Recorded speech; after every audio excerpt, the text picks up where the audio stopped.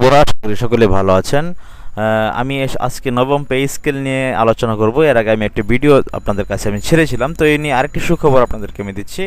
এটি বাংলাদেশ ট্রিবিউন.com একটি ওয়েবসাইটে কিন্তু এটি কিন্তু একটি চাকরির খবর। বাংলা ট্রিবিউন কিন্তু একটি অনলাইন ভিত্তিক ভালো একটি সংবাদপত্র। দেখুন, তারা এখানে প্রকাশ করেছে নতুন বছরের শুরুতে আছে পে স্কেল।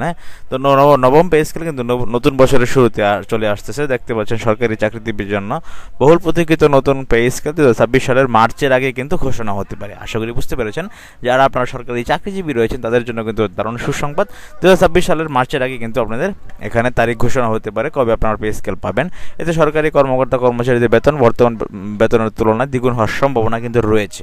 এটি কিন্তু একটা সম্ভাবনা রয়েছে। এই সংবাদে খুশি দেশের 14.5 লাখ সরকারি কর্মকর্তা কর্মচারী, কিন্তু আতঙ্কের মধ্যে রয়েছেন বেসরকারি খাতে কাজ করা কয়েক কোটি মানুষ।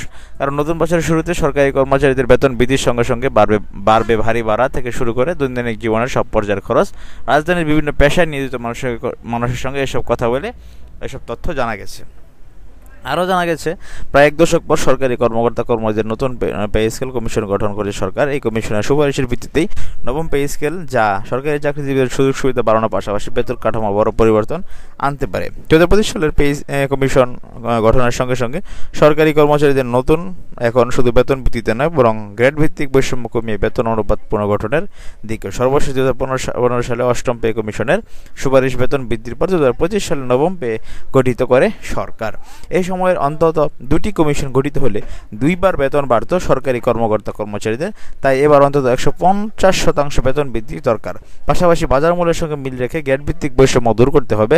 সর্বনিম্ন মূল বেতন হওয়া উচিত 32,000 এবং সর্বোচ্চ বেতন হওয়া উচিত 1,28,000 টাকা।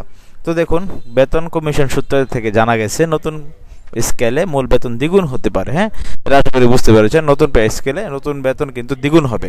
এই ইঙ্গিত বাস্তবায়িত হলে বর্তমান কাঠামো অনুযায়ী প্রথম গ্রেডের সর্বোচ্চ মূল বেতন দাঁড়াবে 1,56,000 টাকা, 20তম গ্রেডের বেতন হবে 16,500 টাকা।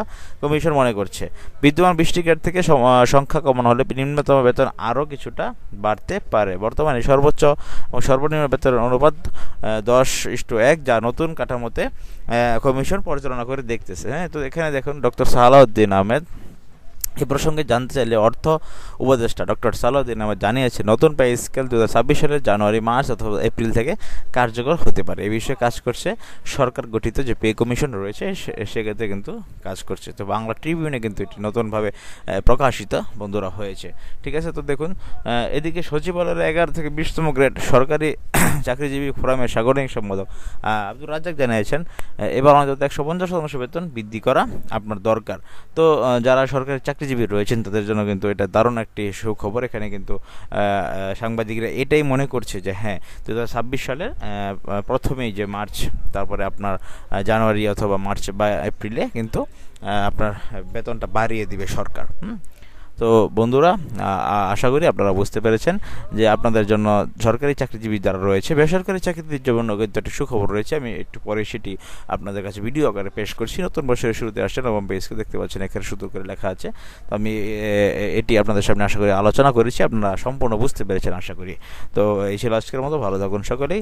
যে কোনো ধরনের চাকরি, সরকারি বেসরকারি, এনজিও জব, ডিফেন্স জব, সব ধরনের চাকরির খবর সবার আগে পাওয়ার জন্য অবশ্যই অনেক জব নিউজ ইউটিউব চ্যানেলটি সাবস্ক্রাইব করে দিয়ে পাশে থাকবেন। যারা ফেসবুকে দেখছেন, ফেসবুক পেজটি লাইক, কমেন্ট, ফলো, বেশি বেশি শেয়ার দিয়ে দিবেন। তাহলে আমি নতুন নতুন ভিডিও বানাতে আরও বেশি আগ্রহী হব।